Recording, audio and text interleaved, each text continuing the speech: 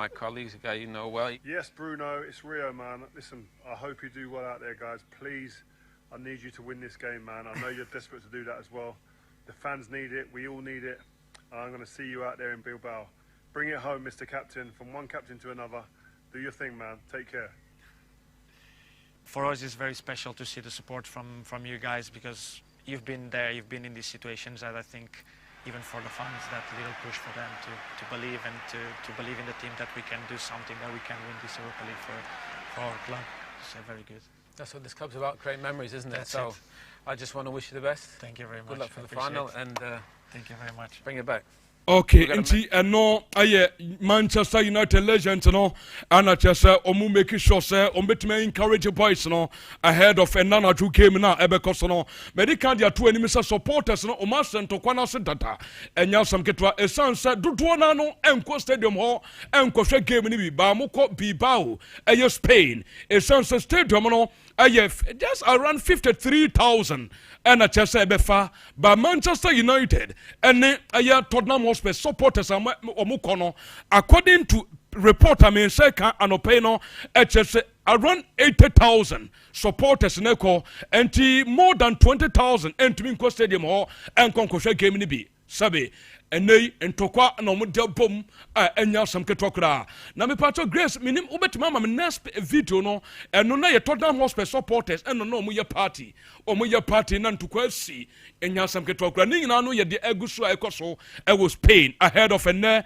big game eno so bekoso e was San Mamés Sports Stadium no so eno eyon komoni bia no so pa me pato wodi wani trem our gentleman dental na woko na doctors no abuawo wo sene ho haw ni nyina no yetuase ama me showa da sa wo sene ne kala no asusa emfere bia eyadura wonom enduro na wonom no etumi ma wo se kala esesa obi so ha cigarette no wonom kakra enom bebre ena etumi ma wo se kala esesa me so ye be ye no white amount teeth whitening ye wo sene atu ebu anasa apai what I say wo ba ya so ya ye beboa wo na ya ye you be restore and so the amount very simple bibi BFO so any wenum pampan hono fo ani chirem our gentleman dental ne bibia so intimi nkoye mfama dan me catch us ade ba ko efere no obia so ne ho obenya kukudro aka catch us masa wenum bon obia ntimi nka enti wanka so wahunu ono ntu ana mo a me so ebegu anim asedache frey 0559 139582 0559 139582 and no a line I'll be fair no your branches across the country Kumasi your Brepo Junction behind the Total filling station Techima magazine wa would when HM ewo a Techima dream hono a hono be Accra you were 2 branches wa Accra 1 ewo Nungwa 2 ewo Atomic Down number 3 and also 4 no ewo Koforudia adjacent to the police station sounds like tadi so pipe anu wa Tadisco kwano so anasa Tadisco Junction ho ana obehu gentleman dental eno ane so betu anamo na wabaya hwe na bibia so tuma ye kama edi ama wo don't forget so betwe no yada so kutem ba kan mo nsam dia cho se enei ekwan sonkon ekwan enye den na esanso efo abefa so no enye sika eye betway bet influencer no ananu ada Sir Prince wa unimpa eye bright Sir Prince unimpa bright wenye sika na ni sika no nya no hye ono hye one na kura no clinical wa mo hye na coach no ma hye o say 1 month nya 2500 eno nko a okay o hye no nkofo a hye na yi no ni coach no nya 2500 o mra nya dia wadi no bi o ndo ansa de ode koba for wa so ni otumi ditwa very good very good ti nze ya na depend on nsu nipa na how wa obesi a hye ama na fa no okay because obi medi wachi wa bra wa hye ba ko bi ensa ni nyina abo nchen na o say di wachi won di wesitie no abeja form mo akwaba Apostle General Tenase Samsona Philip Inkumisa Filippo ono so Tenase mpeni form mo akwaba zame de medika akasa so nkasa bi omo akwaba men mo na no answer what you saw in kasa 3 times o say omo akwaba men so the prince and the youngsters here na nice one powers yen were mu into the game na yen ndi nkomo kakra because one of the biggest games ubenya this particular season na ekoso ne no matter the fact say Manchester United, Tottenham, or more performing abysmally in their various, and I say in the domestic league, yesterday, and this is the second most important European club football tournament any year, and on me, final. And without saying anything about it, so we club football see one in Europe. The only game I have of much importance than this game is the UEFA Champions League final. So UEFA Champions League final is one. There is no other game and the importance outweigh this game. Telling you say it is a very big game no matter the fact say two teams in Nine shut down Queen for Momo. But parents you see these are two teams more style different. Because why Ange Postecoglou and Tottenham side now, frankly speaking, their team they love to dominate and possess every game no matter the opponent on the neighbor. Ofilise ese on the dictate the pace of the game. On the ese attack ever ball no more. And that has been the style of Ange Postecoglou or Tottenham Hotspur. But over Ruben Amorim Musubepi Manchester United. At Sporting CP, we saw how no so person dominating games and dictated the pace of the game. But over Manchester United, you would the same thing because United, the quality and the players of they are not able to adapt to the system or person from Manchester United.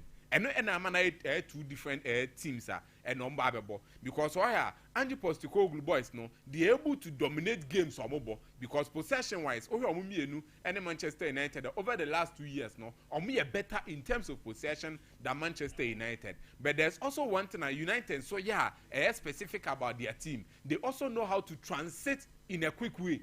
They know say 1, 2, 3, 4, 5 passes. Opponent and that has been the trademark of these two teams. One possesses very well and also one transits very well. Into me and Ubabeshiano, there are some negatives that now my person and Shadibu say only can for the high pressing system. Remember we know so. On for the high pressing system of 2025 we must have a combination of every big good team. Our ball more than this season. We're Liverpool. We want say United, Barcelona, Inter Milan, Brighton, and Hove Albion. Or more proper possession. Mashada compile or Muna in this wire. All these teams, they make sure that they press on the high. Or Obia de Bebebian or press on the high. Whether Newcastle, whether Manchester City, every single one of Bebebian or Munina press on the high. Because they always want to make sure that OJ ball on Baba Jeffrey and no more dominating possession. And to why we are Marken and Inter Milan thereby and away to Barcelona there by Liverpool so these are the big teams in 2025 or more way of pressing. How or more possessive football no say or more possessive football say born in your munsema or more try impossible be some beje ball no e dey free opponent in some and compiling. And so already Sadia it is the same way and at Tottenham Hotspur so etie Tottenham Hotspur, we know say one of the teams in Europe about that high system, So we Barcelona if you want Hansi Flick the buyer. I think so already. Then the poor yes I didn't year panel was Tottenham Hotspur because we saw last season. Can in some games they affecting about high pressing system now affecting because now Mickey van der Ven and Christian Romero or Muni Honum with their pace because when Mickey van der Ven one of the fastest players in the game today. Enti oba nanim kwa na ebo bonnet to omechi because of the pace inti otimi recover the more but no ni honom yesterday and he kept I'm talking about Ange Postecoglou. He kept on insisting say the team no more high pressing system and no any ade ebehu no omo game no mo. They've continued to do that throughout the time about Tottenham Hotspur. Enti and ebehu say Tottenham yes say adwuma we bi e wo Manchester United. So wunya mra nka me pese obehwe ade we ama me. What Argentina these two teams performance in Yakura our Premier League anymore, but matuma akwa as far as the final of the Europa League. Is it the Europa League and the Bonya Day, Numunanya Day, and I said difference the idea. This thing justifies one thing at the last time Beckham was say and a man for being I told you says offer Manchester United or more very good individual quality. Listen to this, and team bonding as so offer Manchester United individually. Yes, so often the team bonding they are as at now Nottingham Forest more crowd that kind of team cohesion more than United. But individually they are having one or two players there on the bigger occasions. Don't be say Juman the amount. So where Bruno Fernandes how many times do I rescue Manchester United? You get the point I'm making here. And always, or more some players via individually, they always live up to their bell. Not always, but a true baby who here or mutimias edumano. And that has been the key aspect why United for Timia could do her. And Tottenham Hotspur Enquire Momokrano. We also know said they are having some individual players in their team or Monsono a true time or muhi or mutimias eduman the momo. So Humane is there, Dominic Solanke Mo Honum, and who Mickey Van de Vin, Christian Romero Moa. This is a player Waja World Cup paying. So individual almost a quality individuals are a do time a team ni or moya jumano. But when it comes to team bond no muni honum, it is said in Americano. So Manchester United will be pressed today. On the second video in mame. You see, Ruben Amorim my dear behind. So a person translating a style of play. On my video nation in a style of play as sporting sleeping the last American war. So a person translating from saying an sporting football and we be no Manchester United. But almost struggle because so where the flanks now almost United are not getting the same quality of players obey instructions that Ruben Amorim the momo. And so always Diego Dalot and a Bebo Honmana Nuza Mazrari. Omonti me near Jumana and Calbenia was sporting CP to look at sporting CP. Giovanni Quenda would they always make sure say they will find themselves spaces on the touchline.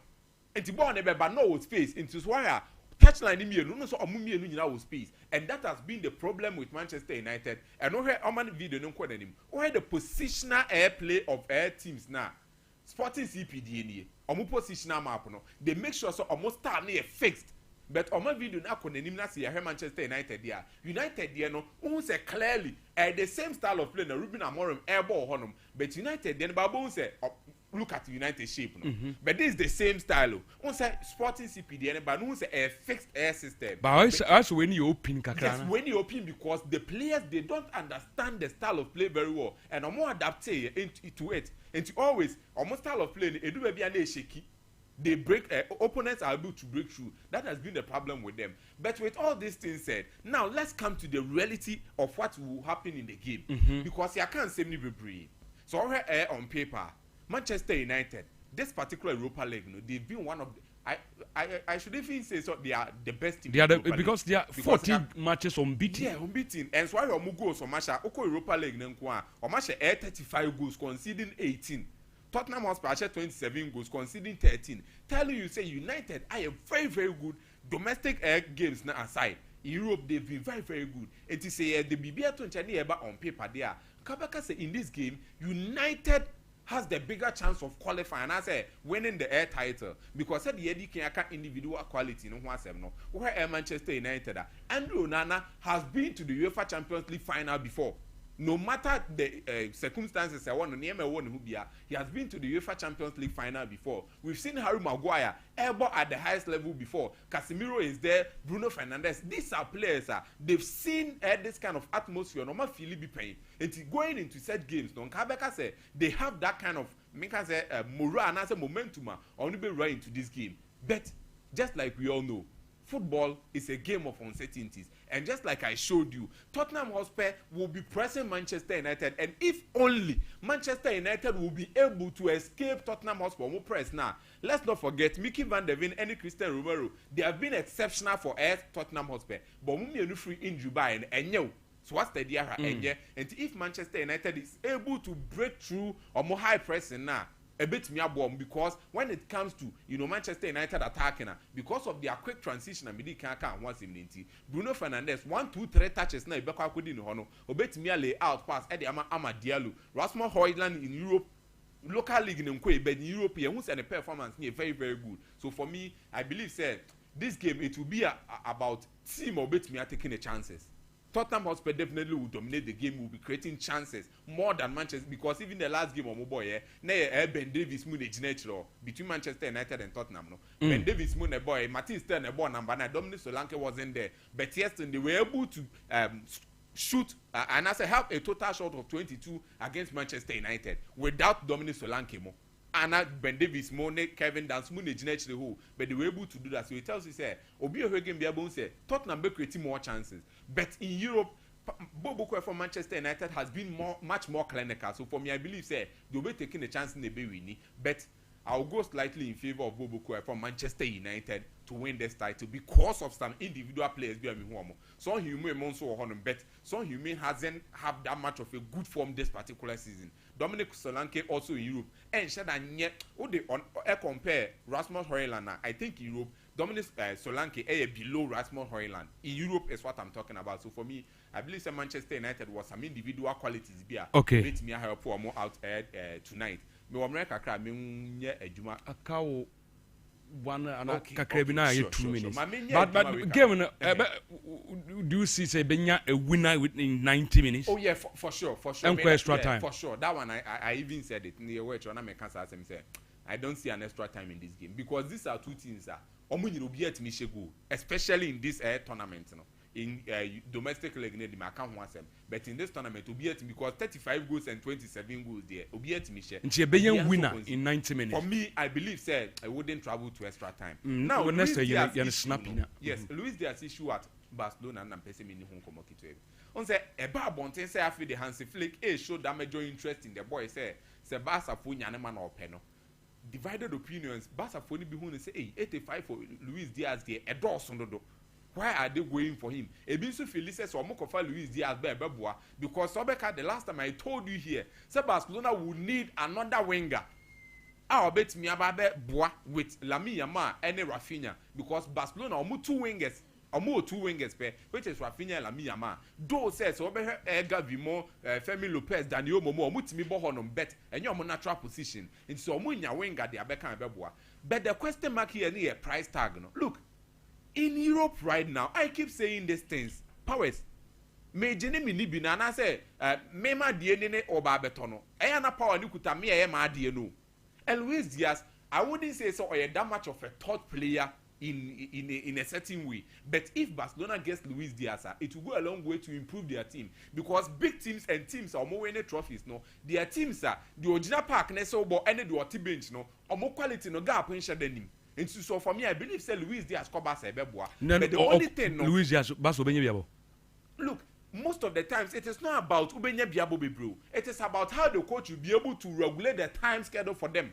Because Luis Diaz aba, I think so ubenya match playing time because so Lamine Yamal or a young chap. Any matches be an so more than nebo into Benya time ni biabo impono so Lamine Yamal bebo first half and answer Rafinha bebo 60th minute move on the Luis Diaz bema a very good and I think said this not a boy okay. Or bench and also free bench back or be hard but the only problem is the price tag and also Barcelona fans need be feeling say udi 85 back for the the last time I make Isaka central so or per se or more contract or more renewal or more more than 83 million pounds release clause on fanship I didn't think I'm on train na mo fanfa Alexander Isak. So for me, I think say Omunya Luis Diaz ebeboa. Only problem near price tag no bet say Nkabasa for to omobo akọ for Isak. Me that's and Kabeboa. The entire na me be so obiama message I can say that price tag you don't go for such a player and then come and put him on the bench. And if a player an omba may start here, then why do you spend that sums of money on a player who is coming to be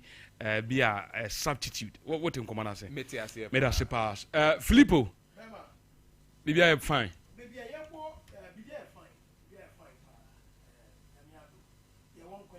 I always say the richest man in the world.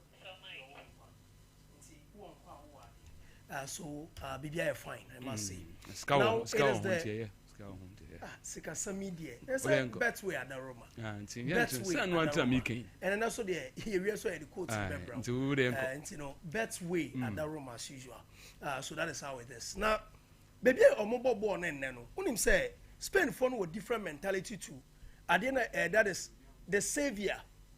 The savior Jesus Christ. Spain phone with different mentality and ideology towards Jesus Christ. In the year 259, there was one man na a friend of Mame. Ya wo Mame was the northern part of Spain. Na present day Bilbao. Na ya wo Mame was present day Bilbao no. At the age of 9, na Mame any of papa nyina no free mu. Into there was this one famous woman, a friend Amia. Amia no decided say or her akwalaye friend a Mame no. Now, in the pubby, our branch friend of my mem.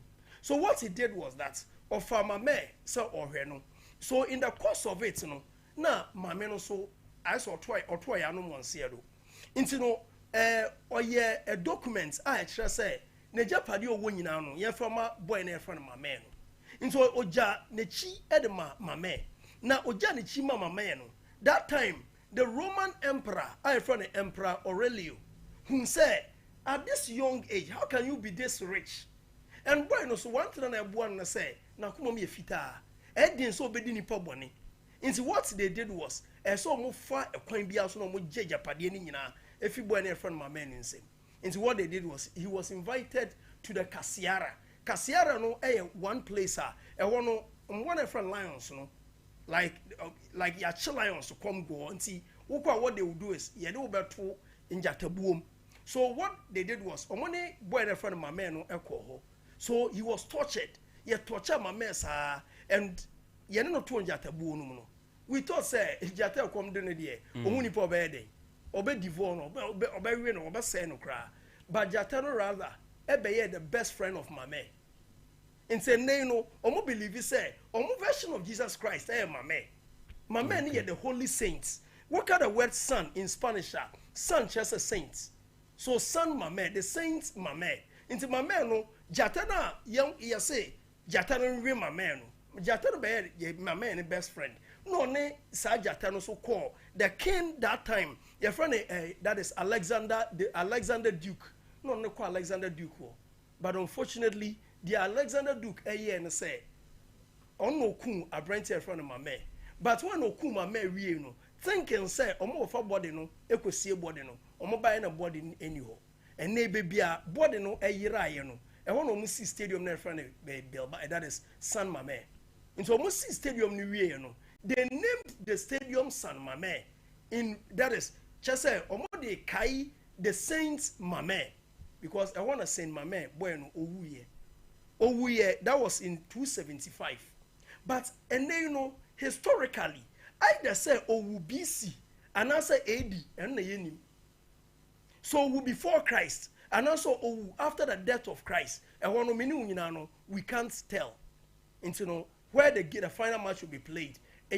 Where the Saints Mame ewuye.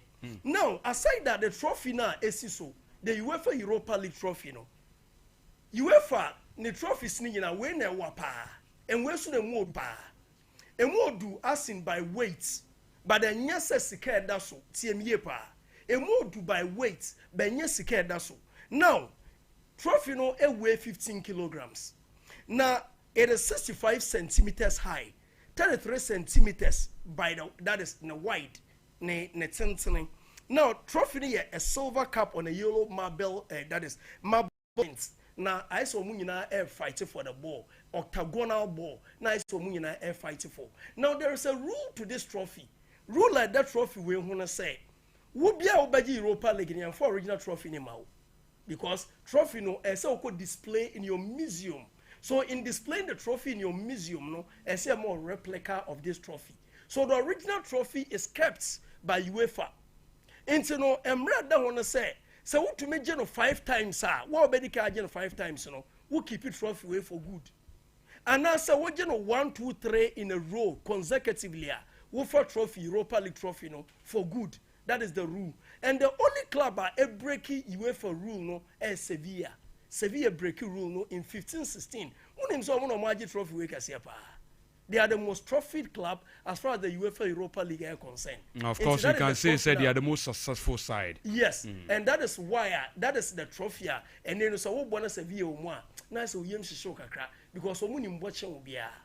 Now on the game itself, let's just say grace and far the tactical analogy na me man no and for to na mention the weakness and the strength of both teams. One player Tottenham Hotspur missing about how mupa James Maddison. It is very simple. One player Tottenham Hotspur missing in this game obeha Tottenham Hotspur James Maddison. But this season so for Tottenham Hotspur team no is so. Now what can the best player of Tottenham Hotspur and James Maddison and Human Song. The best player for Tottenham Hotspur boy your friend Brennan Johnson. Brennan Johnson decided and I say tie a decisive factor Emma Tottenham Hotspur in bigger games and almost miss 2 key players. Dejan Kulusevski and our Brent here friend that is James Madison. These are two guys on the missing pieces in their jigsaw. And they are key players. They are players so more game when one can remember to analyze it. I know why I make us the same way. James Madison, any Kulisevsky absence, no, ebe home. Now, a boy friend Brennan Johnson, no, and yes, a boy no new Bobby Brew. But the reason why I make us say he has been Tottenham Hotspur's best player this season, and a level and rate of consistency. He has been consistently consistent for the team Spurs, Lily White. Now, guess what? The good news for Tottenham Hotspur, and I say, among laterals, two of their best laterals, are back in this game. Pedro Porro on the left, and Destiny Udogie, the boy from Nigeria, on the right. Now, in center, a central defense, Mickey van der Ven from the Netherlands, and Christian Romero, Prince Kaya, and Omumi and nice sharpness nini because player be an back, woof injury bar, nasa wo bar, won't yet the same, maybe take you time as a war capture. I am not talking about Human Song because Human Song, the last time Human Song Bobo 10th April, same year pa. The last time Tottenham Hotspur, Human Song, Elbow Boma Tottenham Hotspur was 10th April. It was in the Europa League against Frankfurt. On board 1-1 at the White Hart Lane. And I say the Tottenham Hotspur Stadium. It was the last time. So we're missing about 9 consecutive games. We're missing game against Forest, against Liverpool, against West Ham, against Bodo Glimt home and away. Now we're saying Messi against Aston Villa. We're Messi against West Ham. And about 9 games on a trot. Human Song ball. But I didn't pay Postecoglou Sompa and say, wouldn't say, Human Song, I have faith that I know. Don't take yourself and laugh. Human Song no more managing because they can't miss Human Song in this game because he's one player on also to decide the game way. Until I saw managing. Into why Tottenham Hotspur, they say, and I say, Premier League, where they are relegation teams in the court, and yet baby, no more dream. So Omudi saying and no and found. They said Tottenham Hotspur United in Yanano, 16th, 17th, baby umbedi name found. United didn't say a how because it is their worst in their history. But Tottenham Hotspur and your history no more. I didn't hear Mona Pan say final match, why in a winning and they must get their hands on this trophy at all costs. Okay. Now for United, manager a friend Ruben Amorim. In the style, in the 3-back system, a better take place in the time, and I know crack. Say, no be someone say, Lenny Yoro, Harry Maguire, and they are walk Nuzai Masarawi at the back because Obabo a Patrick Dogu, any Diogo Dalot, say, forming the wingy roles for Team Manchester United. But baby, I ever was Spurs bio, I made the Violet line out to Sono, Papi Matasa.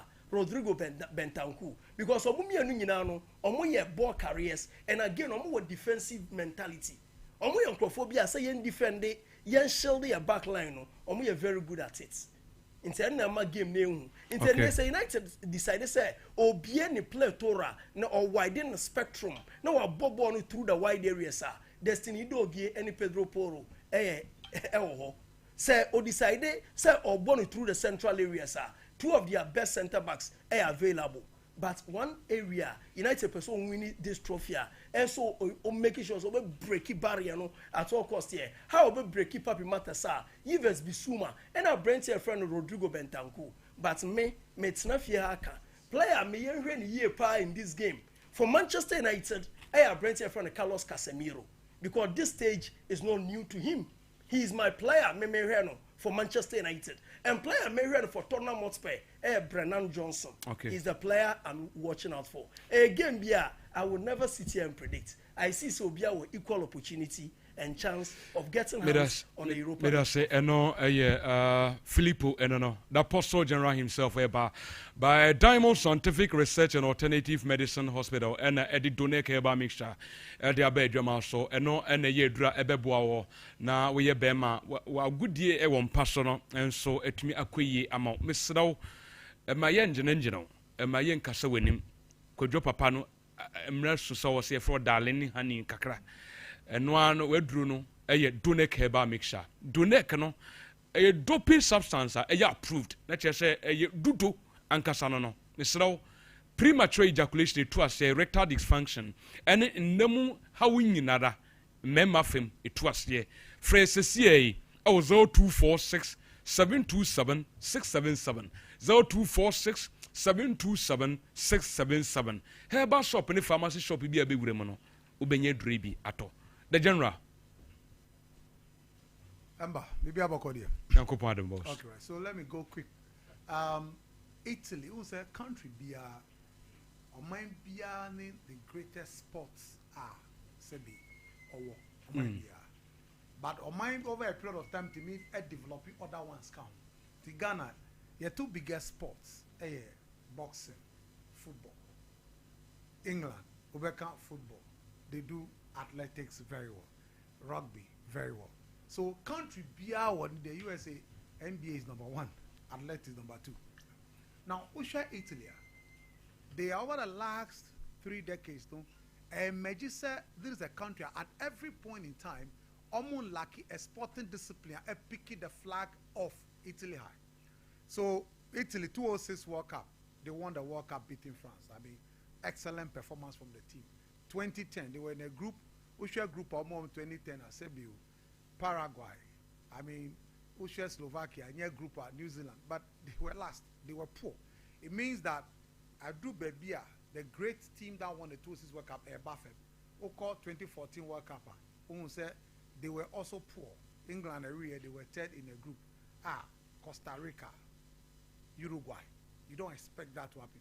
But in those dry moments, when football was going down, their number 1 sport was going down, then emerged a top athlete in Valentino Rossi, Moto CC 500.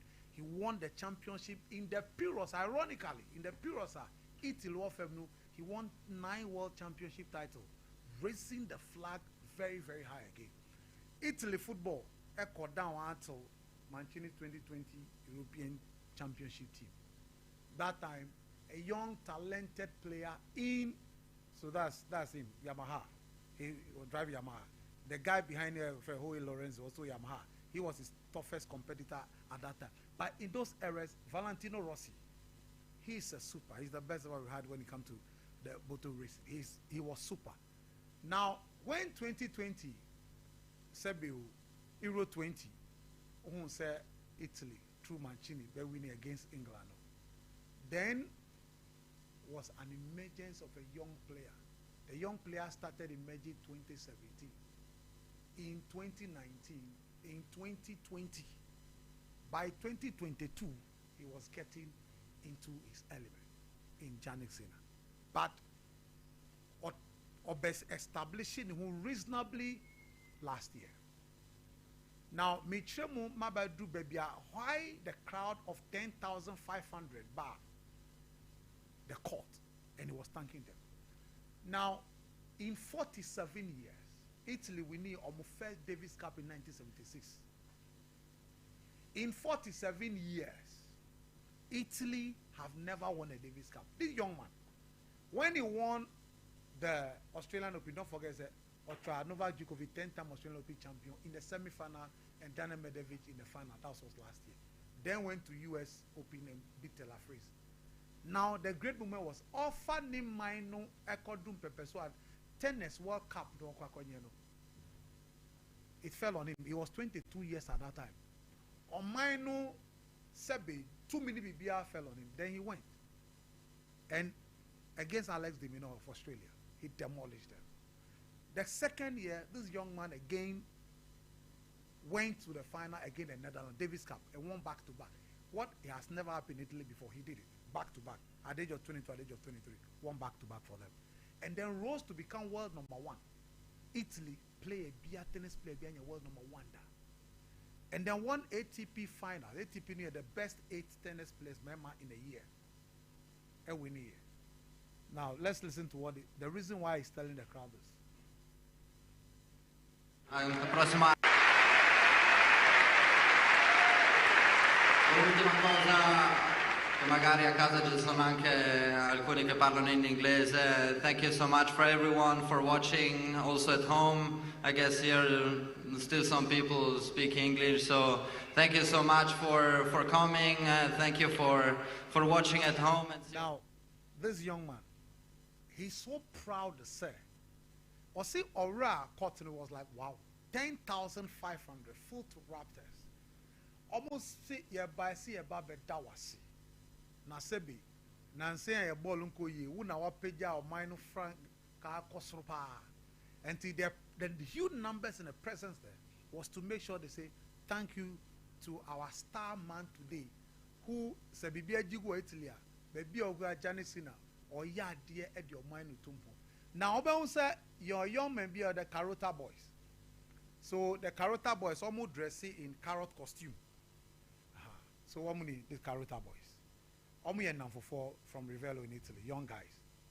Now Grace Mami 2019 Viera Open near ma way by 2019 Viera Open Janik Sina every carrot, you know. So Janik Sina Echo tournament 2019 as part of his process coming up here. So good.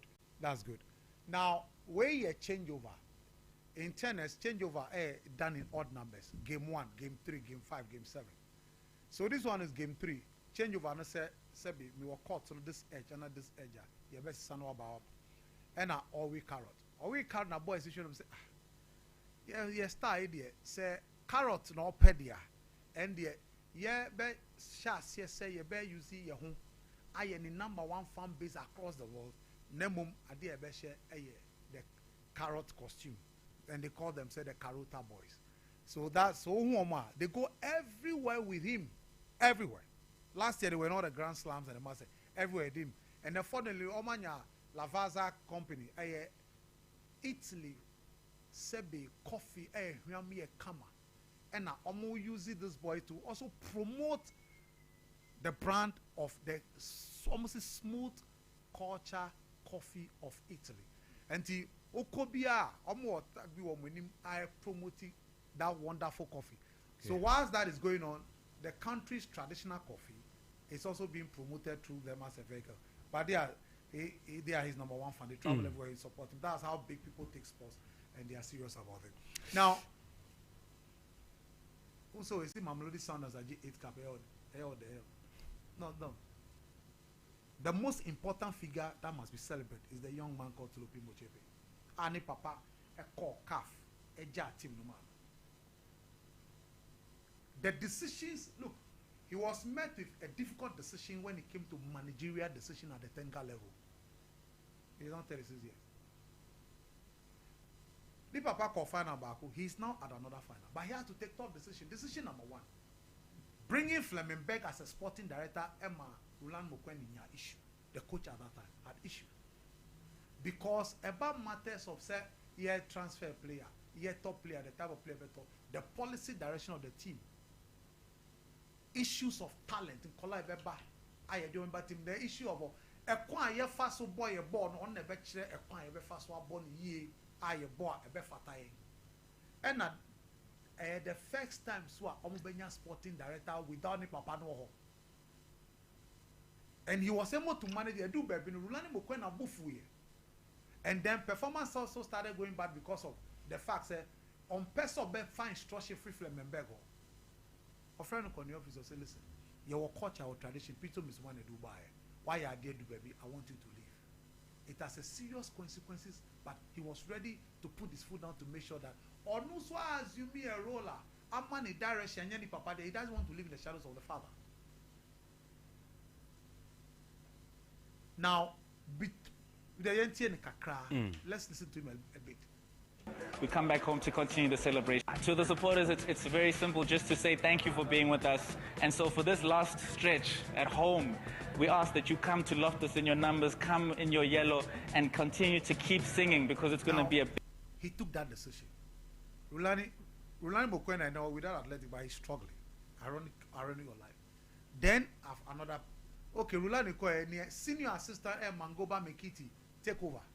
Because no more culture beer, club nankasano, pesa obibe free chire sabem keke. Man shishenu ye juma ansa. So they build a culture in Sundowns. And Sundowns is a family, like Okano, or a family.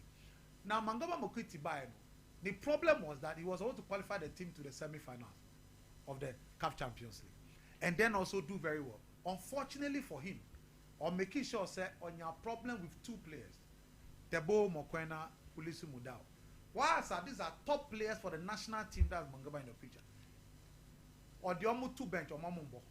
Nemo national team coach Hugo Bruce Sebiu. or no from more national test stadium. So Claire could see that it was a fight between.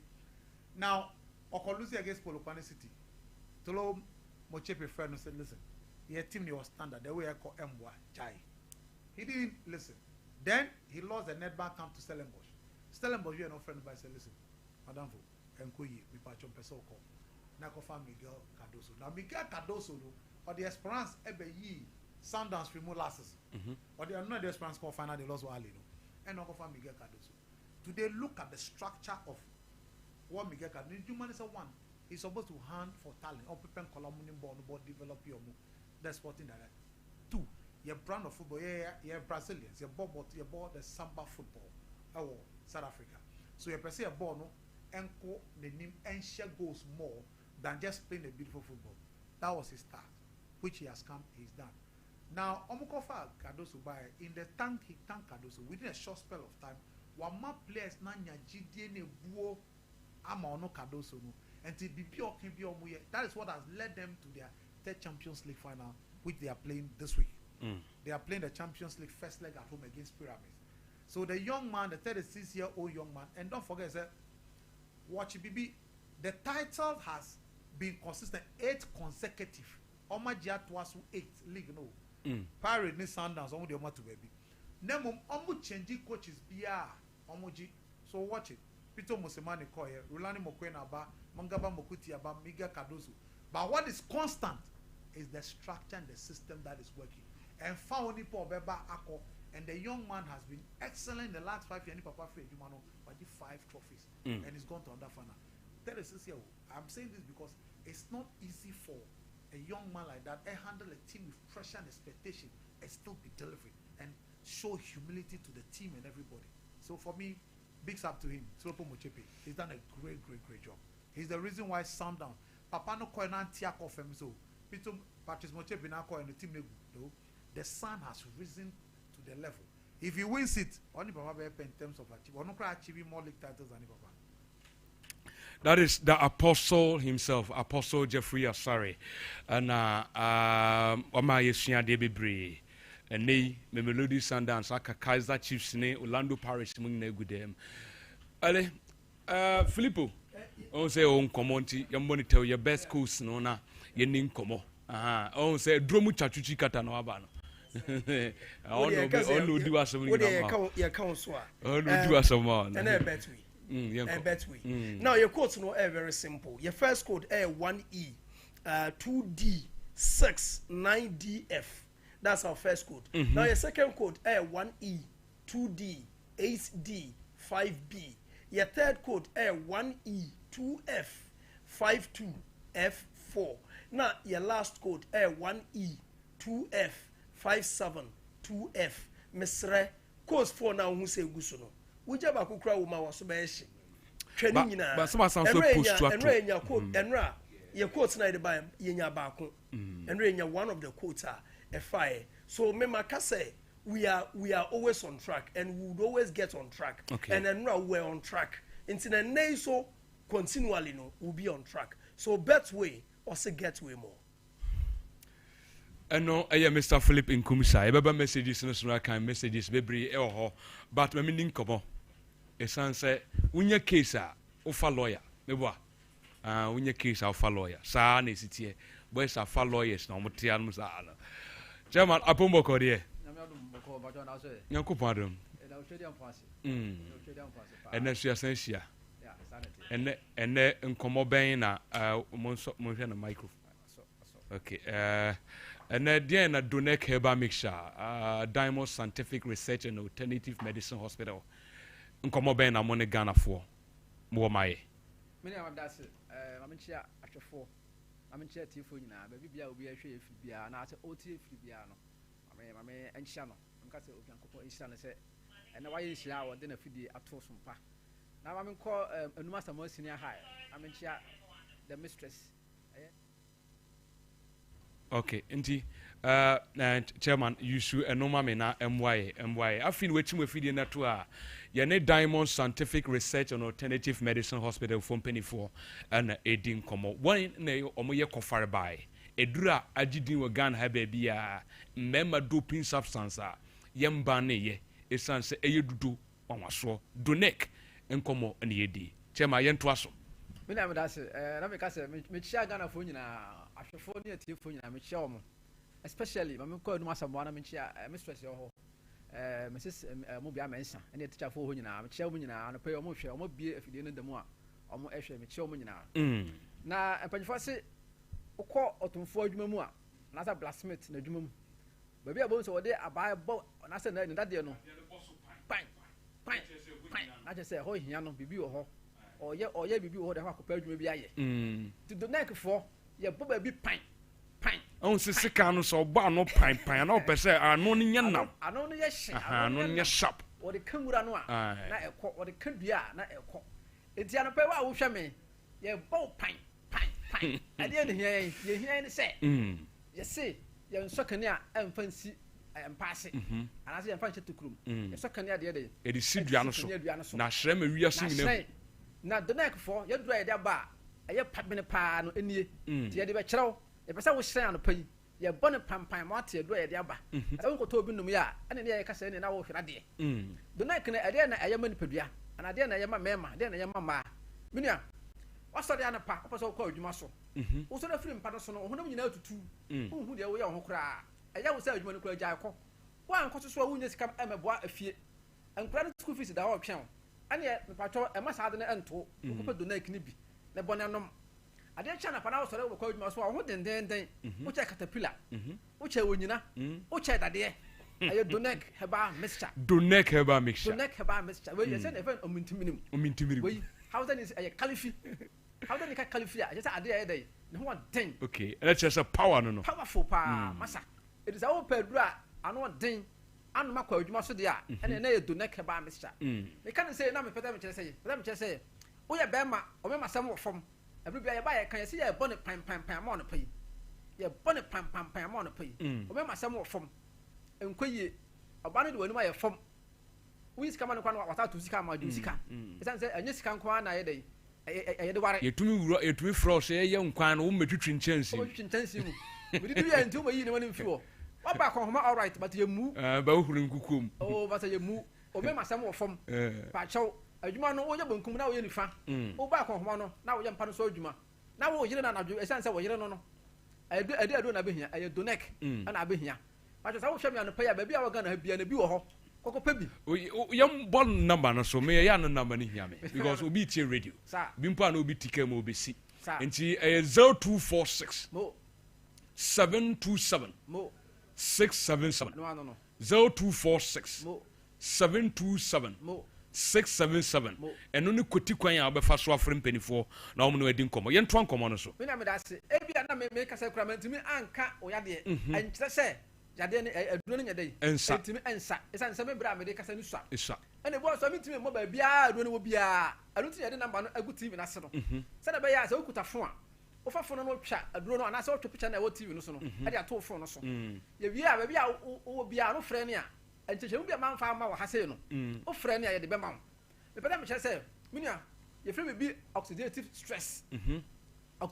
stress e ba wo so a minia e damage o cells anse yeni padua ya say your system first by say ekoto system abesi edem abo ekoto ma agese machine ya dey abesi dem abo abesi dem ekoto machine abesi dem a tete chem ni abo tire nyom yetimi bibia ya dey ehye metimi tire radio sai padua na tie aya system so your veins your blood your organs e woni padua ni mu chi say bibia ya padua ni bibia na ya adwuma bibia no na mani padua na say e fa say system and as a human system na entina we ni padua ni mu na say o cells na we ni padua ni mu say ya menua adiade bebe ana eba ye fa bibi free radicals ye ne enum nsa bebre ye ne ye tiba bia pollution ewo ana say ebisie enframa bia anyane ne bebi akoyemu enu de krum ha nyina masa ekunipa de krum ha nyina ye nyina kunipa pa obi bia eye at risk udina kwan wo ne kan bi twem a tuo nwuse tutututu masa adura esi manim yi ewo chemical content bi ye fa ne say antioxidant okay a kira say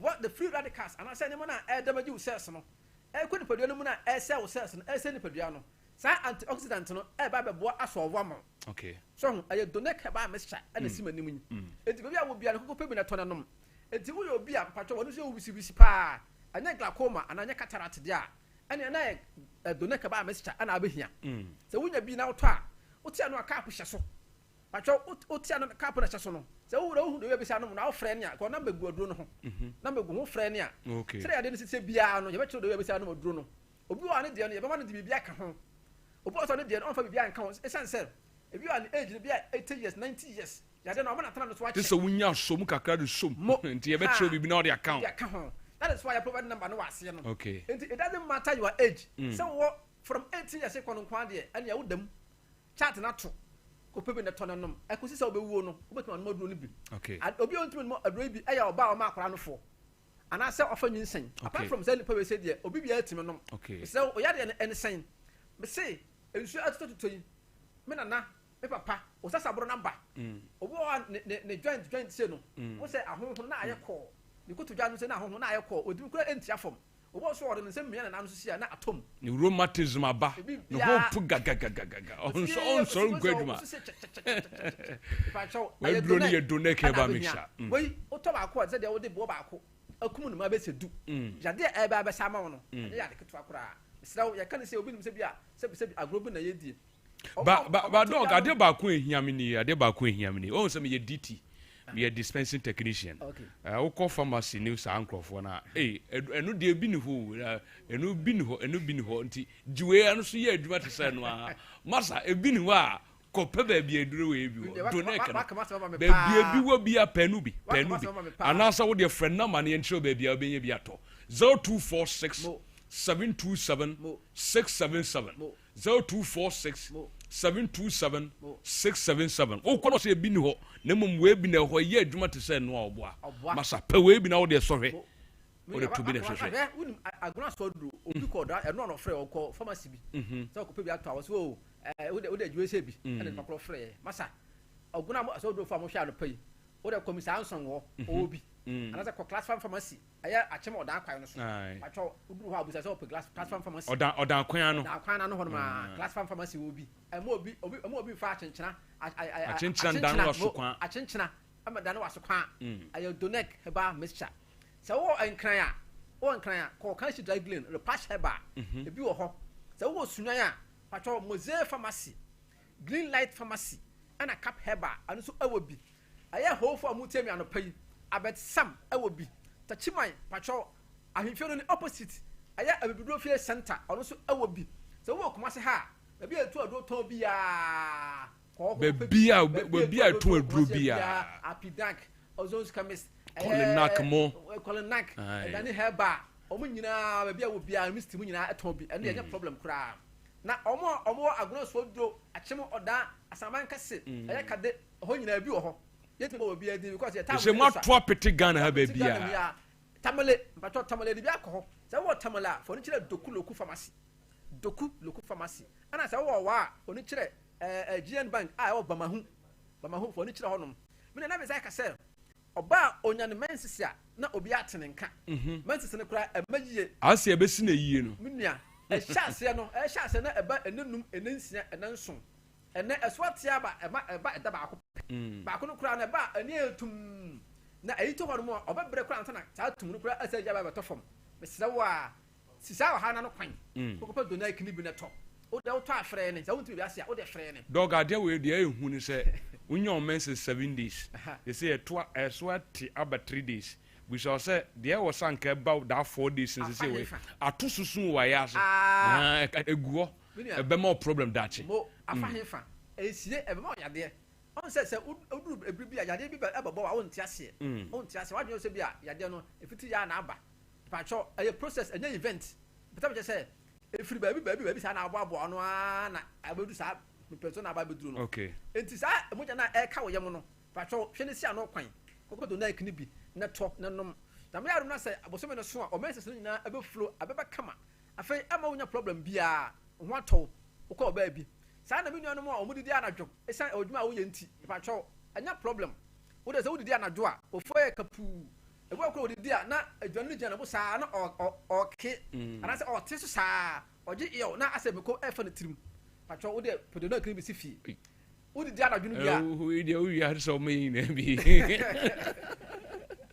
pacho wodidi anadwo no bia ka ho hye so o de baba na kokoda na me adoma na dwono aduanu nyina ba yam ade kina wo ko agana so a me nua ni nyina ba yaba wo yaba da ho ho atɔ wo tena bo no mu a obesa tai bo no ama ho atɔ tibai eye mpato dwuma ma wo no na esa bo mo didi okay anadwono obesa da mo ade kina ho dendenden we aduro we sei patɔ we me ti wo to ba ko te de wo de bo ba ko kum no ma be sedu okay obi a no bibia ne ka wo bia agro no yedie se wo tie radio no a for the sake of no TV for the number no go TV na se fa na phrase se sia yi ba bia wo bia frɛ ne ye ba kyerɛ ba bia radio no bi wo se wo tie radio no a number no enie afi fa na afi me no me so na opanyin to na dwuma 0246 me kan no asi so ama me 0246 727 677 0246 727 677 memma lawyer no we fe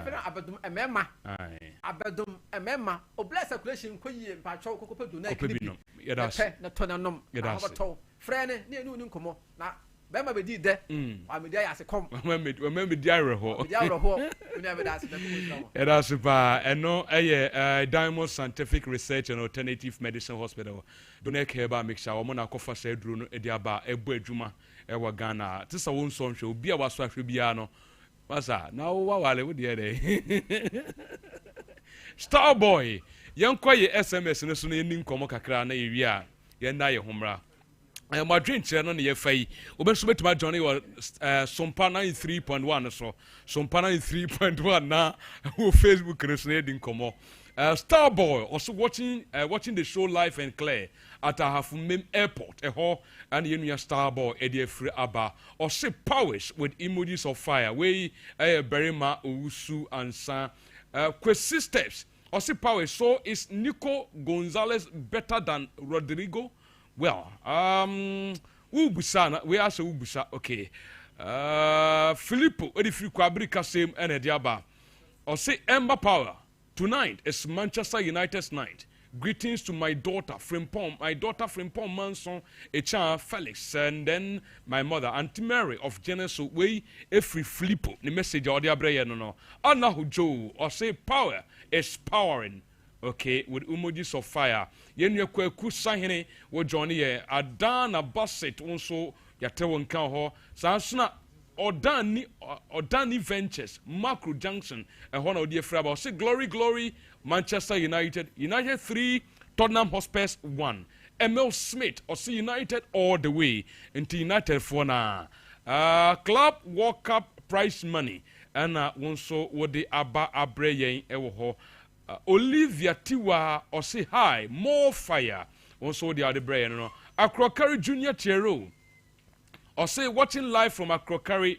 Regards to Chairman Usu Bempa of MPP in Shiayasu constituency and Honorable SBY incoming MP for Busumchi constituency from Junior Chero, the only Junior Chero shattered the whole Ghana, a member of MPP. Media Patriots. Okay, on so no. Danny Coleman, also fantastic sports show by all standard. It's live and clear at our Kenya's number 2, Jericho, and one of the free bar. Watching live from Akrokari, on so what the Nabra. Or say Rayman Kamoku.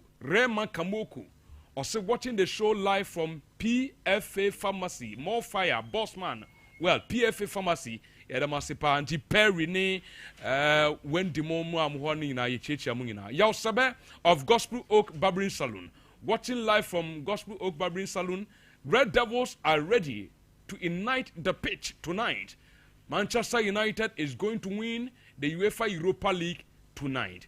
Ananukun Sukojokrum also watching live tonight. Tottenham Hotspur is winning smoothly like a chocolate drink against Kunkunte team. Manchester United. Well, also the no. Osesibe David also yati wonka ewo ho and Owusu and St. George. Or say the world has advanced and it's not that Sompa doesn't have.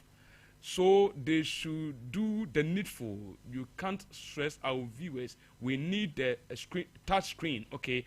We Efrienia Owusu and St. George. One I will do a abre ask gel. Also let's continue sharing. Also Sir Prince is awesome. Honorable sports analyst. Thanks so much. Also, the Asian bloc is gradually warming the growing into modern day European football. Now Saudi with Newcastle, UAE, Abu Dhabi, Manchester City, and Qatar with PSG are putting in high competition as football is concerned. UAE was having influence in Rodri winning the Ballon d'Or behind the scenes. Qatar with Nasser Al-Khelaïfi PSG also thinks this is the right time to push for the top football glory. Yes, there is Lamine Yamal, Rafinha, Mbappe, Mo Salah. However, no one should write off Ousmane Dembele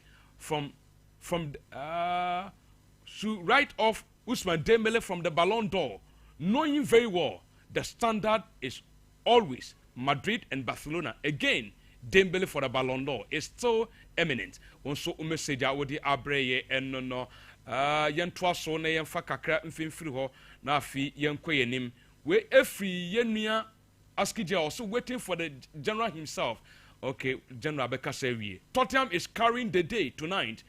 Son to score brace. Listowell, Jesus Spinal. Also, with the brain. Wow! Philip Kobina Nkumsa nailed it. Brilliant submission. He remembered me of Atepoku, the history behind the fire. Ras Bakiba. Or say, do you have the number of former president? I want to know his views about tonight's game. Okay, his space. Okay, until the outpatient say your former president number now or your space fan until Upesanko Union are drinking a very short commercial break here, but CCA nearby Betwaso, a Jacum Blanks na Transi, Orlando with the local issues. A very short commercial break here, but CCA. There's nothing worse than your multi-bet missing, but nothing better than having it saved. Bet Saver.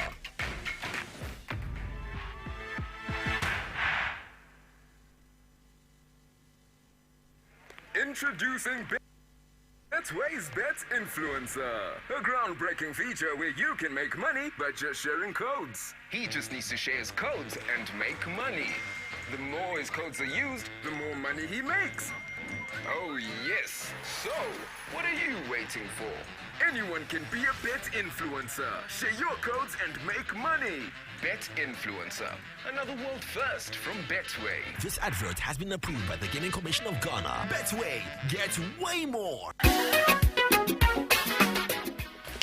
If I shop, I'm sure you'll buy you. Right, and not so beautiful. Now tell me about Michelle and see about Queen Wayne and say. Grass, said your time about Mister, it's your Jimmy me fearful, and you're about ever so. Really, I know this offending now. Grass, and make us a me the time about Mister Huadancia. We are singing now about Timinka. It is some malaria. Where drawn the time about Mister? I never go, dear, no more to want to me any deal. What drawn the time about Mister?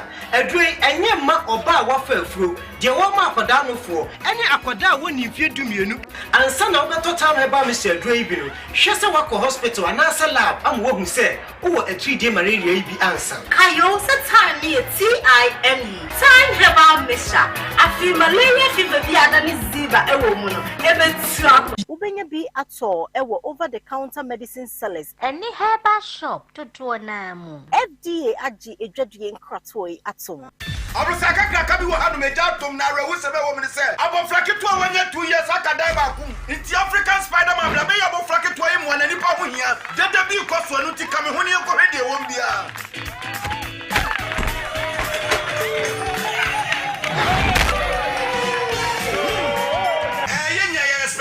African Spider-Man, the Baby say what of but preoccuping who's African Jack, what Baby say what of now with secret to anything. Imboost herbal mixture and only me secret. Now me yet to know how form. And a police me do one dance and say, many namin sonshare, namin soen, a boosting immune system. I'm a semi trainer mentebre. Meet me the come on. I'm on the come with mom so across your class so metaya lay. I'm a my latitude, me yabaku. And yet, Necoso. Hey, Spider-Man, what are you going? I'm a cratching. Ubenya Imboost herbal mixture and pharmacy and answer herbal shops. A pin for any Kola Mundi if you do me, FDA, Ajigadi Tatui. You want better future, join Ghana Grows, cause our grit be the future. Join Ghana Grows, this be one for the culture. Join Ghana Grows, cause say you might day for Ghana. Join Ghana Grows, Ghana Grows.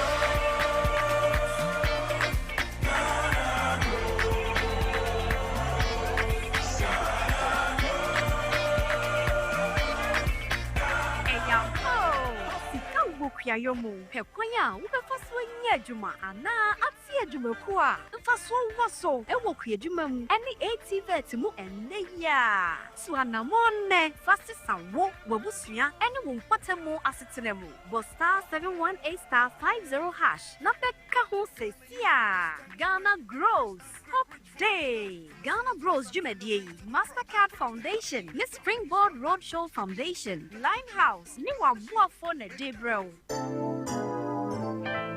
Mamisha, time HH Heba Mr. Bina Unumi, and ya what dropa, a ya draw, say, a mani pedian quamwano enya wating, na a quatia yare, and chain yare and san wakakoto, fire wardro, nan nominal abribia. Kanoga Company Limited. What the time TIME ebe jasono. One noa and at the time HH Heba Mr. Edia bejaso. Akra wenye nyamfisia dumienu enumbi. Wapin for any oba wama kranu for ensu enumbi. Time HH Heba Mr. Ubenya bi over the counter medicine sellers. Any shop dudu na mu. So pedudo to a friend 0244 417669 0244 417669 time HH Heba Mr. A yadro say FDA adje ejadien kratwe atum.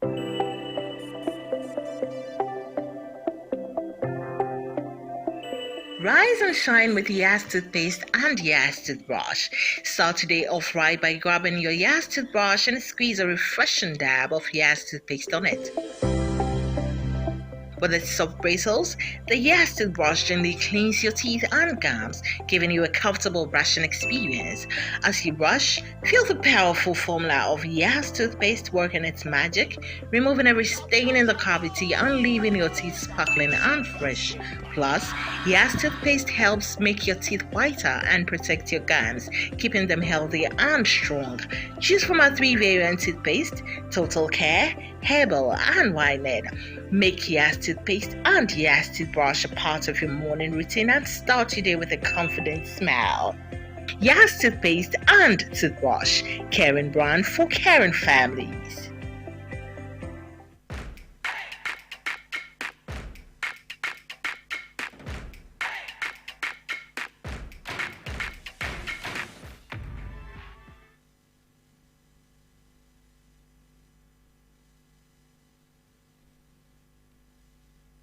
Okay, yensan soma Ghana for ina kwa ba na yemetwa so ejekum blanks na tenase edi efie enkomo no and edi ba local issues no and edi eba. Or say my name is Prince, watching you live from Volta region. Please, I need more update on Chelsea transfer. Sound so and no or say you guys are doing a great job. Keep up the good work. Keep the fire burning. Greetings to my lovely wife Vivian and your fantastic crew from Vandal Gucci. New Swami, long live Commonwealth Hall, long live vandalism, and long live the chief vandal and his entourage. Also, the Audi Free New Swami, Eddie Abreu, and all. Also, Sir Prince was the one who gave us the booking codes with us. Why are you stop giving us on the television? Oh, television, somebody addresses here.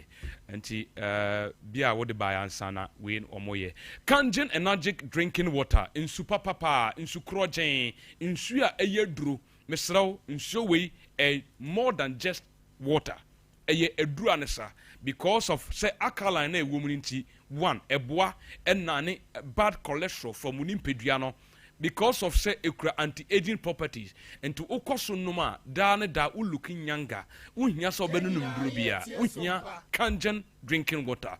I are rich in all the minerals, as Safata said, calcium womb, magnesium womb, potassium womb, and reaching hydrogen. Nina Ewun Suwimu. For nichim our Breman UGC, Kotubiton, Nanya Trim Fasobibri, Sanso Tafuni Road. About Route Johnson so Fraser 241 449191 0241 449191 offer line we so ebejo so 21st clinic yene expert in sciatica Mr. Wada ene sciatica yede no 21st clinic nti wama ama yesua de ehunu nti wotena ho ama ne ka to foma ende na ye wa wasem sciatica yare ne se woto ase erikokosi ukotodwe esane eriko onentu no ntini na ho se mutwetwon emunye oya eno ne ye friend sciatica Ghana ha nyina yana ya boy abaso se ye ne ye sasa yade no 21st clinic ya sanyarwa hudopi nemom ya de ya binwom sciatica ayarosa you 15 branches across the country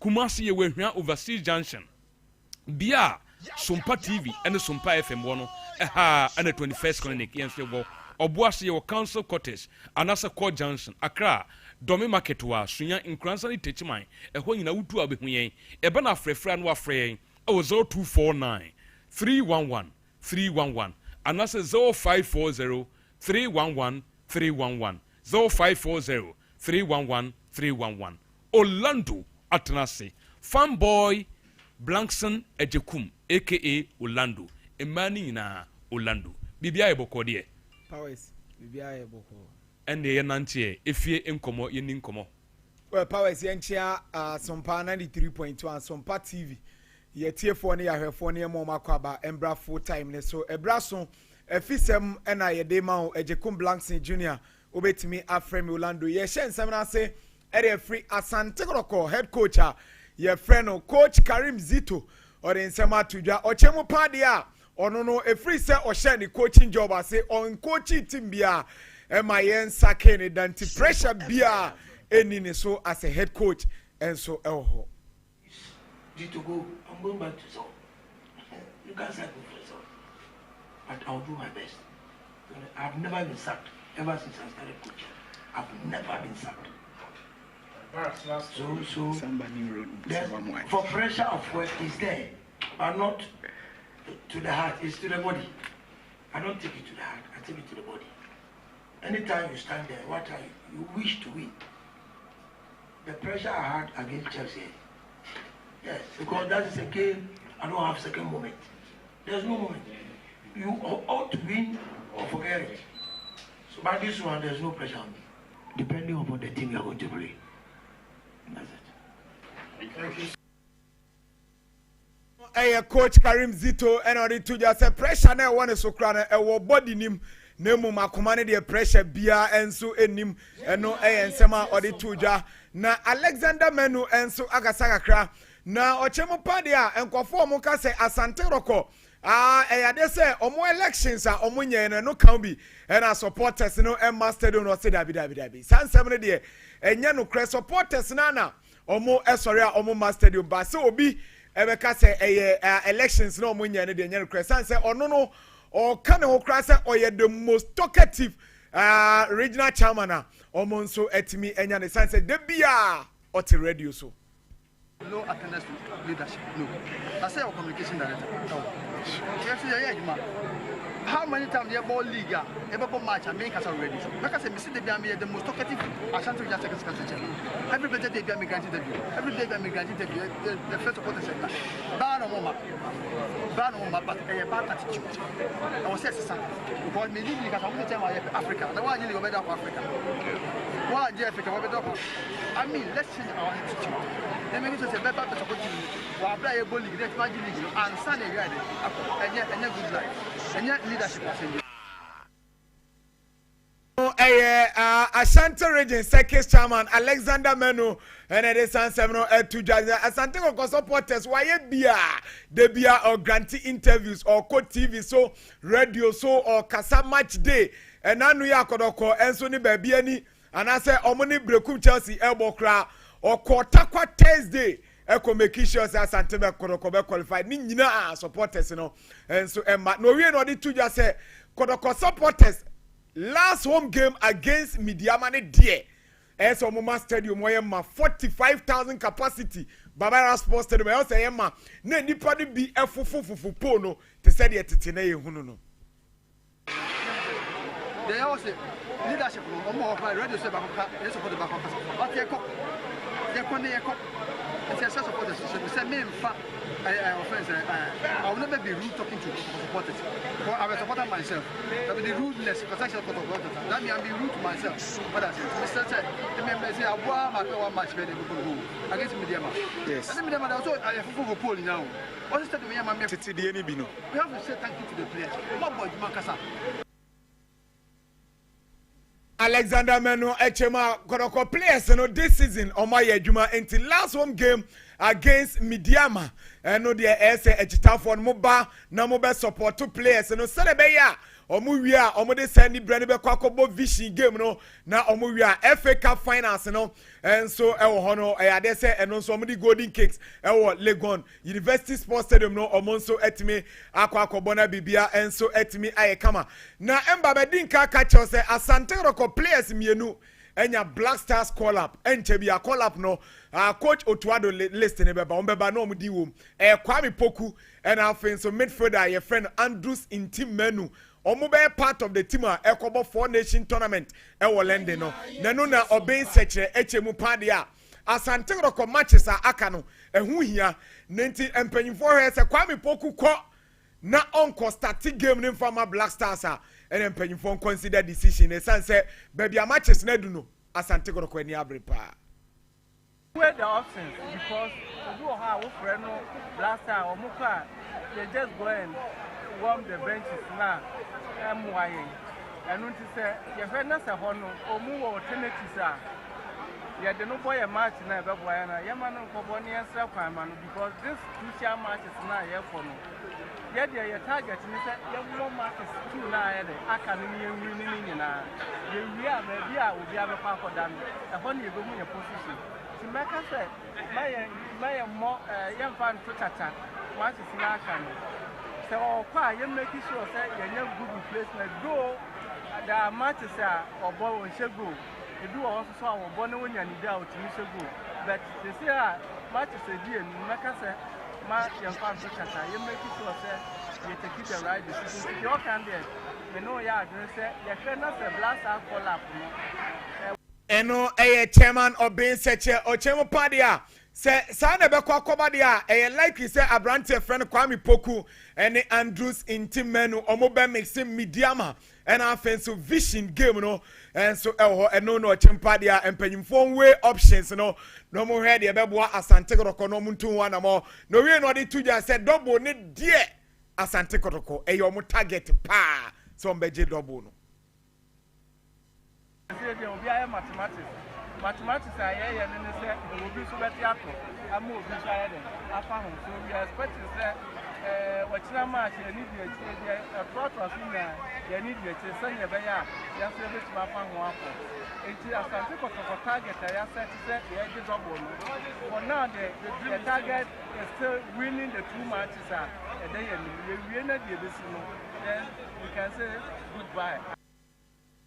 Sompa FM. Eno chairman obin sechere ene de sansam no and so to just say Asante Roko there omo target here said this season double no on beje FA Cup omo finance league in so no still na no team lead omo 3 points entino guta omani so ade hununim na Mr. KTS Okreku and president Edema Ghana Football Association Endra medebeto wanim say lunch no and so kosu KGL about a regional under 17 coast football no and so lunch ne koso na lunch na se no or den sama tuja o chemu padi a GFA no omani so ade hunu no say enetie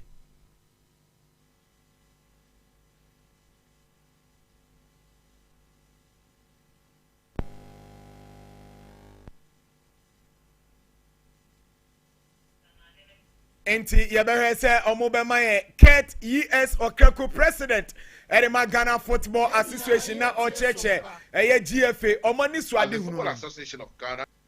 As the Football Association of Ghana, our mission is very, very clear: to build from the ground up, nurturing our young talents, equipping our coaches, and strengthening the very foundation of our football ecosystem. Eno Mr. Ket E.S. Okreko president. Edema the Ghana Football Association second vice president. Edema CAF eno de San Semino. And so etimi etuja. Na yadese coach Kwakudan so head coach. Edema Tima your friend Bechem United. Or in summer tuja. Or since ya more moka se players and kientimi more montana be se 5 seasons. Our Ghana Premier League in GFA Crano. Omunis company betu players in the country be day amo matina. Mrano fana deba. Efe na ode betu de sam rana bano. Efe no odokora niska no makaze utia players neka. So efe ni niska a odi ko tia player neka. Anas wa sign contract bi ama na betu ama no contract sam so betu bi abobra for Ghana. It is sam rana de difficult sam rana betu maba. Inti ebe din say GFA ebe introduce mrabi say bi a Ghana Premier League no we player obebo be say 5 seasons and sankra na bia wetimi afrimo akopiemo ewo amanone eno no di tuja no we no di tuja say players no muntu omukayi aketua ne nye yintia players kayi players ni yintia omukayi yitiaka sa player exodus na wo ho peja ya na yakotono yitia ne kayi a dodo na betra bobo because nowadays a player Opeja Tanzania, Opeja Ethiopia.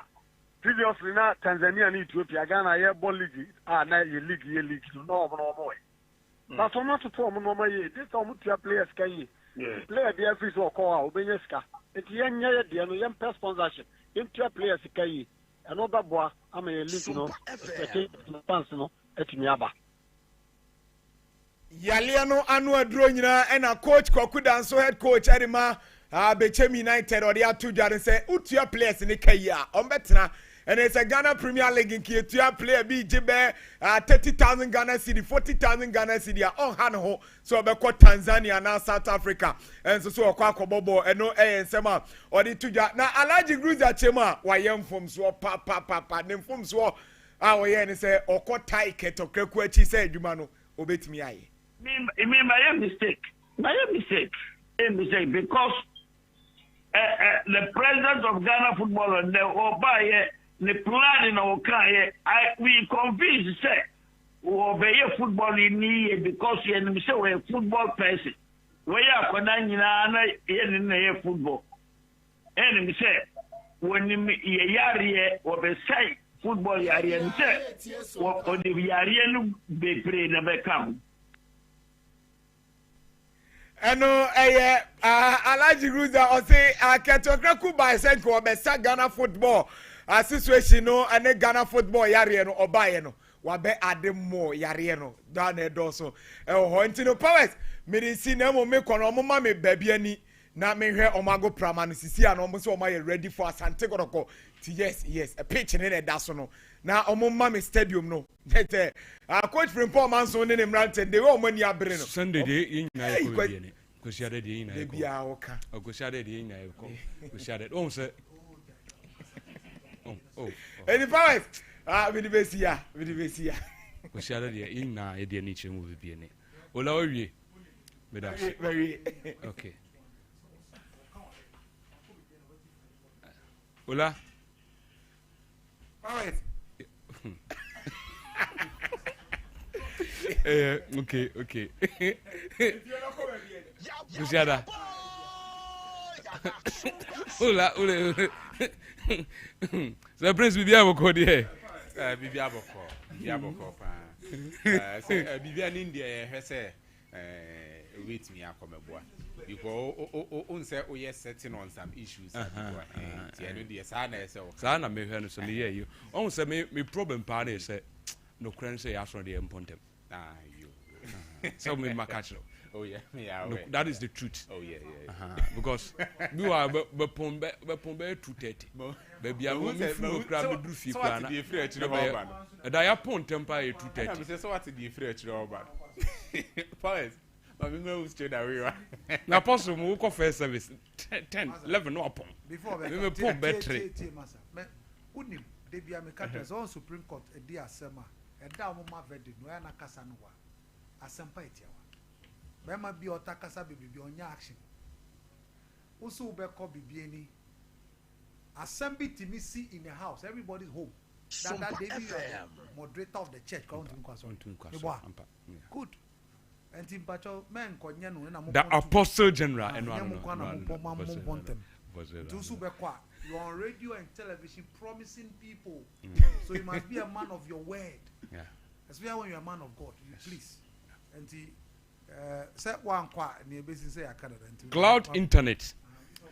The fastest and the most reliable, of course, it sounds so affordable. Freya CC and a installation from our opposite, you install a Wi-Fi, CCTV camera installation, mount, and also digital security locks. Sa new meaning in IB and our person from one. We are so baby Edruno, ya digital world, and cloud internet, and also tons of Freya. Na yebe disajumano at the mount top high. Kumasia, yene Love FM, and a dinner here. And once of a fray was 0244 601 933. 0244 601 933. Offer line of Swabed also. Sir Prince. And I'm going to call a cotocono. I am a worry kakra. Because I see, say, a month will be fat the situation at hand. So, I take like advantage of the club in this way.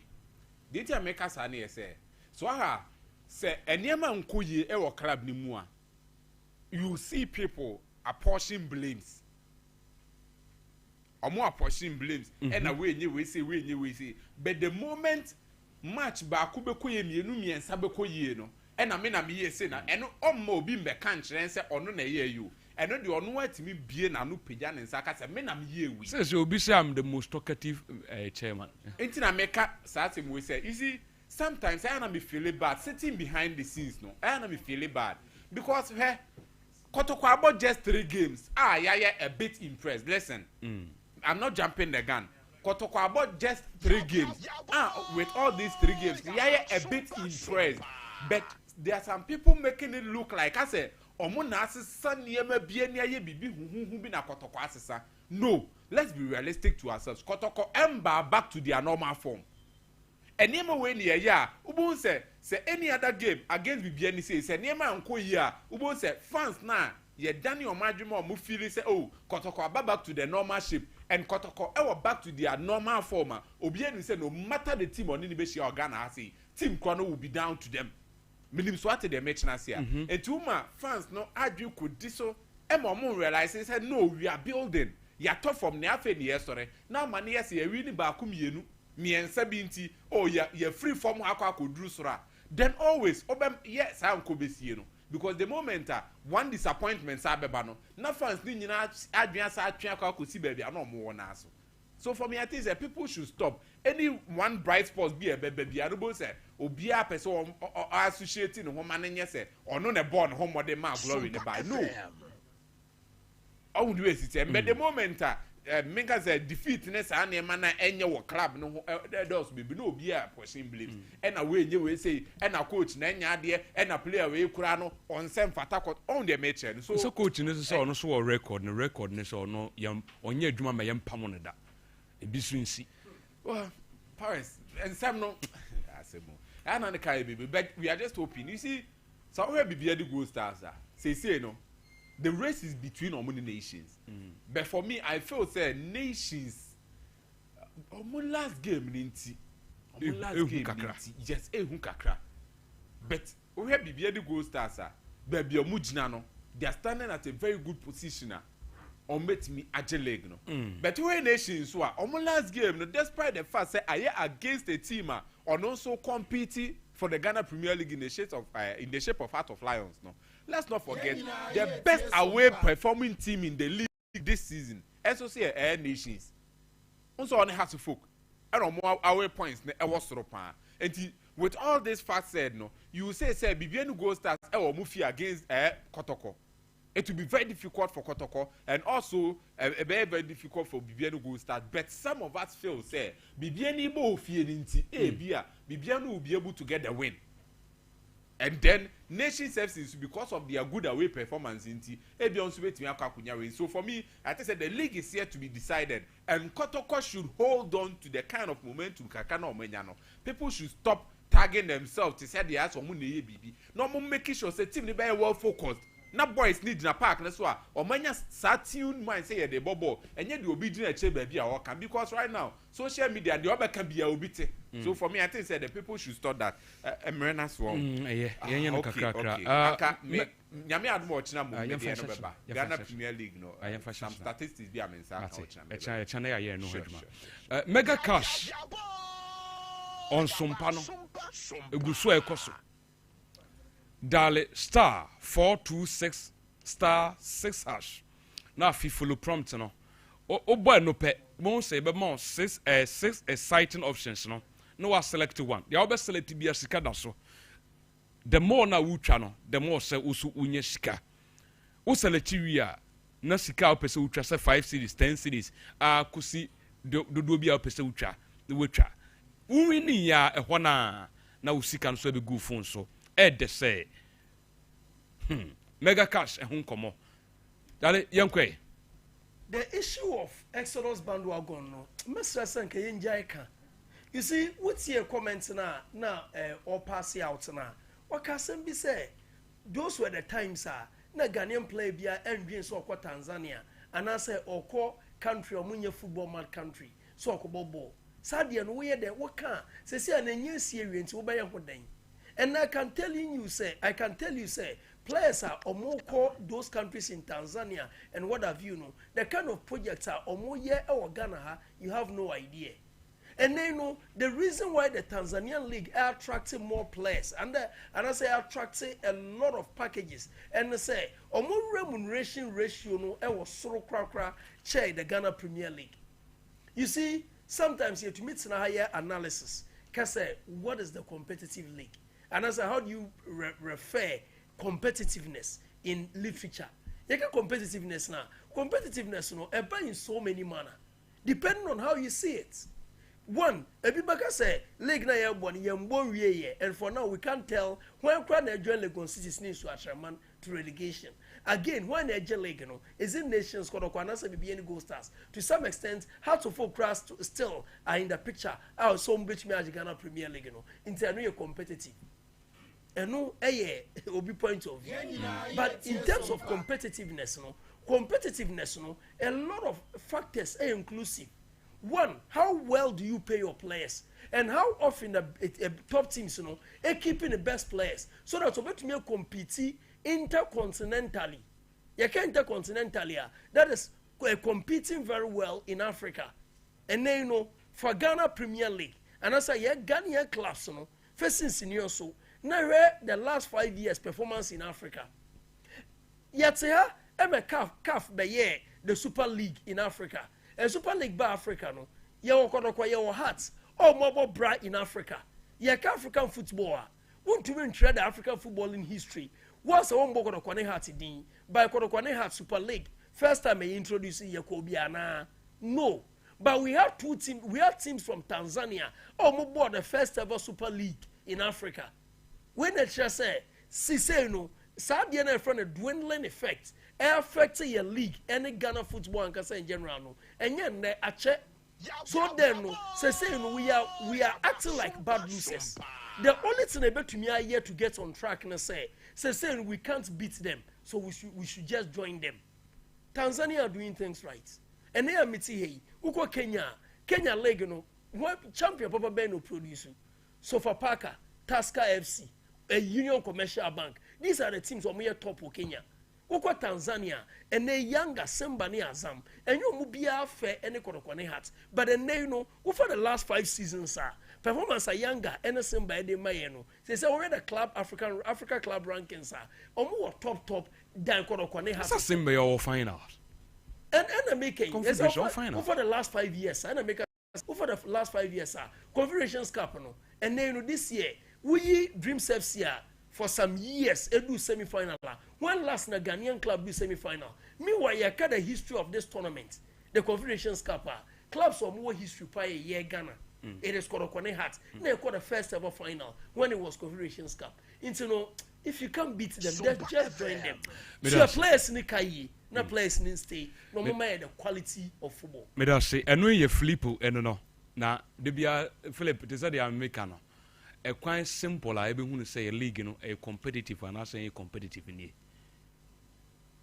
Yo hey Ubia is skinny. So what I say. Yeah, you hey, you na yes kafo. Ubia whisker. Bobi dear door snoopy. What in common say? Aha.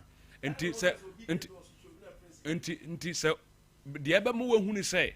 The ebe mu who ni say. Ube who ni say wo yes skinny no. And say, ye pa dear back. No way to me to, na wound to me to. And I bet you so sick out from.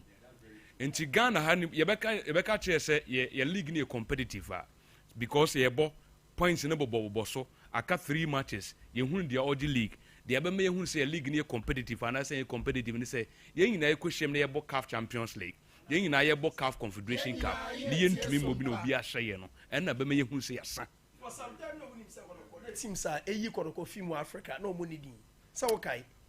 Yama Ghana for nsumbrem Yama Ghana for mbrem yetie for nsumbrem ye ne omne di dwuma no lines ne ye biatum you can equally call and join us this morning on show so efri nkoma ye di efri amanone UEFA Europa League final eba so ne Spurs and Manchester United and other trending foreign stories by ye BBC fie issues bebre and Orlando edigu ho 0551 931 931 0551 931 931 0548 931 931 0548 931 931 Yemfa ye call us no na yendin komo first caller on the line. Hello, good morning. Hello, good morning. Okay, 0551 931 931 0551 931 931 0548 931 931 also first caller. Good morning. Champion Ember. Yes, sir. Anani ni kuisi kujutu. Anani, yankwe. Ana kuisi mama baso. Na Emma, study the you know the game akota boys in the cinema league. Na Emma, and that year, that's how man you born just say the afun for me. But again, I was such an economy. So what you say? Manchester City, you know, because we just have to. So then I'm only making you the wood here. I say I find them and it's not a chance one. When I find them, we just find them. You can just Tottenham. We must say that the you the cap na my right. Anani, no. A full from you in the group by a full for in your champion. See, we'll be winning. Next caller, good morning. Next caller, good morning. Hello, good morning. Hello, good morning.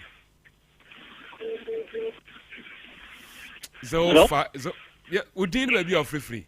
Hello. Hello. Hello. Next one. 0548931931. Yes, Apache, we didn't maybe are free. Ember, good morning. It's saying. Yanko Padon Bosu. Boss and Pacho meet you. Yeah, Ember, I pay better ones to in Papa Mori, I was Sompa. Ember, I pay. I'm in Gia Philip in Kunsa. Maybe Ebenezer Mikasa free and Zama. Then the total must pay, and the Manchester United no. And we should them say total must pay. Ever take trophy no at the AC on the naso. Let us see. Meso Medase all the way from Zama. You know, next caller. Good morning. Hello, good morning. Good morning, Ember. Yes, I'm Pacho. We didn't maybe are free. We are Solomon. Solo. I can't say one assembly. Solo Yankwe. And I'm from outside to say watch among the Jano. I'm more when they're putting in Abasopa. Now, and UEFA Cup, give me Derby. What I look at the Manchester and it's just a woman in that old lady. No, for Champions League. I say sign the match, and what you may win that trophy, and the only chance of getting about Champions League, Now we have Manchester, so the presentation of my Champions League, I am not upon no more than never bomb Manchester Champions League slot, and a command and the protocol. So, Yamo, you working, you name the boss, Yamon Abasopa. I really about the command and the protocol, for you can't go to any Yankota commanders and the protocol, Yamma Sunday against the Benny, Yankova to the point, and Amla. We were calling Zito one and not here, or to league in Airborne. It's not over until it is over. That's it. Mr. Medasi, Solo no. Next caller, good morning. Hello, good morning, sir.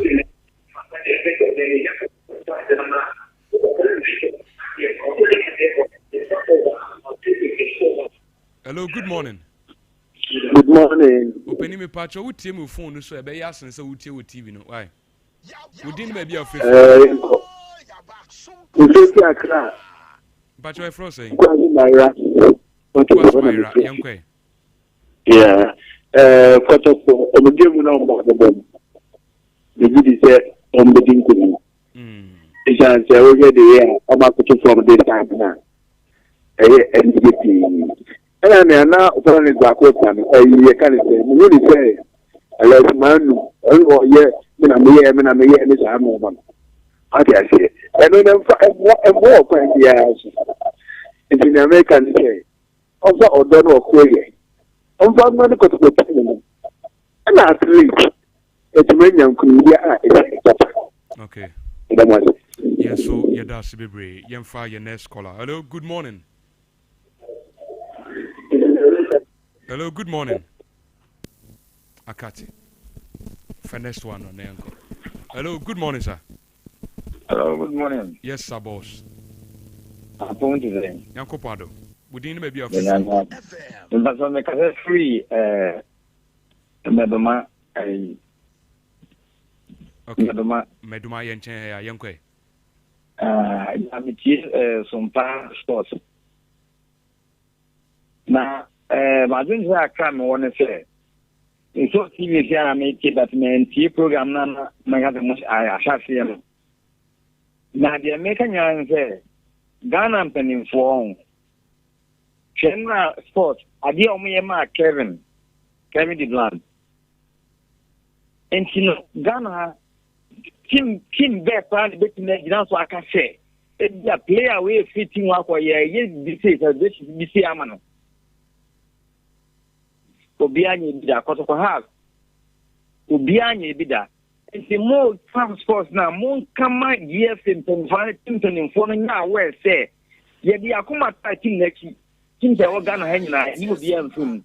So players who are not and that's more. Why you need the service? Show me yama. Kevin the Glam. You need the map here. So Michael say, do. So now in Jamuna, Muja Timono, again a Ghana for one team in front of Yama. Manoato. Yeah, that's a meaning, you be doing, you be this uncommon Yamia Mechina, you know, do the free meduma by a year, young fire tea for young fire, your bed this na in Pejamo. Grace Mobile with Abu Bakar Sharif Suleiman, aka Coach Abu Obuase, fantastic coach. Coach Ebane say yempe talent Philippe scouting or a great and then I would Coach Abu happy birthday and command Kuchi baby I will be an Radin Yankopon Kaho. May Allah continue to bless you. We free Mr. Wack producer na no. I'll say hi, good morning please. Happy birthday and command Mame Ama Edua news anchor. Dentraman Radio. Okay. We Ifri Yenuya Abake of Sompa FM. Accra. Anna Ifria. Yawishi Yenuya Bay. Happy birthday. And come and run your birthday no. Happy belated one. And come news anchor. Ama Edua. And ne and run your birthday. Next one. Apam Solomon. AKA Solo D Original. Solo the original Solomon now when I original and happy birthday and come out boss original Solomon and they were if free Mr. Wack no say yamfa platform we so na we show happy birthday fantastic one and call and fama ana fi odo destiny sika mami kofi owusu afriye yenua kofi and they were from Yankasa Yadi yina Linda Obokeni no Wadi yina no ono na wodna kwanna kranda ene ewa woda nti osi yemfa platform we so ne happy birthday a super gentleman ene ewa woda timini nyina emo woda pa Yankopon ya admire Kristo ama echina eba betwa so me Yankasa nsumi nua Esther we see you are doing the monitoring all the way from Asroma so Nkwanta yɛpɛgye mu ya sorry ɛkyena yɛbɛsan so adi ahyia on behalf of the entire sports team Efri Apostle Jeffrey Asari, Philip Nkumsa, to Sir Prince, Orlando, Mr. Wack. Bijina omu ina nemu edem ase bebre samoni etena ye efri nonkono mpemu edi besi samre Kristo amba etena yebesan so edi ehie birem Obapa Grace ene MCR team fantastic job and amosmabo this very morning etena ibedi ehia yakro bibia bye bye.